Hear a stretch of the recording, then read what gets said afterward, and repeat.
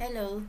Let's start to discuss the AACUP PSB for its key documents and evidence. Okay, so let's start. So, PPP or Program Performance Profile and SSR or Self-Survey Result, while not typically required for the very first PSB. So, it's a good practice to have an internal assessment already. So, for subsequent surveys, these are crucial. So, you need to have the official application, formal application for AACU for accreditation. And then, the institutional and program manual and handbooks is needed for the policies, procedure, and guidelines. And then, you need to have the minutes of meetings, which evidence your university discussion, decision, and action related to quality assurance. And then, they will need to have your records for the student admission, enrollment, graduation, faculty employment, research projects, if there is any research projects, extension activities, budget utilization, etc. And then, you need to have to give your annual report, departmental report, quality assurance report. And then, there is a need for a photo and videos as an evidence of facilities, equipment, and activities or university activities.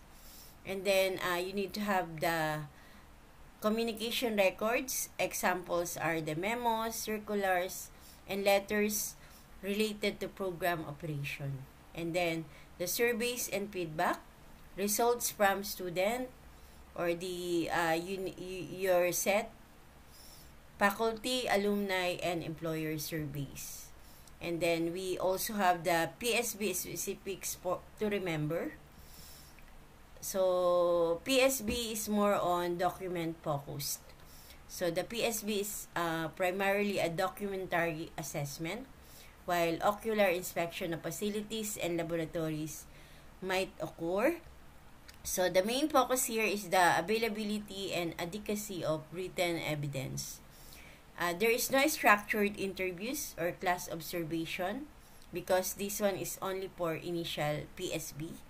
So unlike higher level survey, structured interviews with stakeholders or class observation are usually not conducted during the preliminary survey. The focus is on what you have documented. So the rating scale or each area is rated typically from 0, not available, to 5, which is available and very adequate. So target grand mean here is to have the candidate status. So the candidate status is the overall average rating in all areas should be 2.5, with no area scoring less than 2.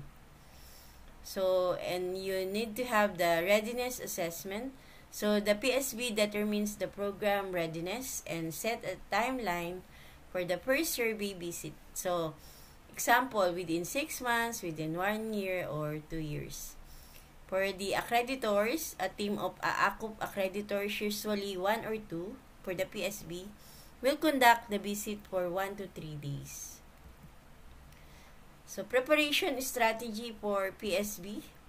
So, you need to form a task force. You need to designate a dedicated team, your program head, faculty, and staff to lead the preparation. You need to understand the instrument. So, thoroughly study the AACUP program survey instrument specific to your program. Example, BS Business Administration, BS Computer Science. So, it should be your checklist. So, gather and organize documents. You need to collect all required documents and arrange them meticulously by area, preferably in binders or digital folders for easy access. Chronological assessment is often preferred. So, gap analysis, you need to conduct an internal assessment using the AACUP instrument to identify any gaps in documentation or practices. So, you need to address these gaps proactively.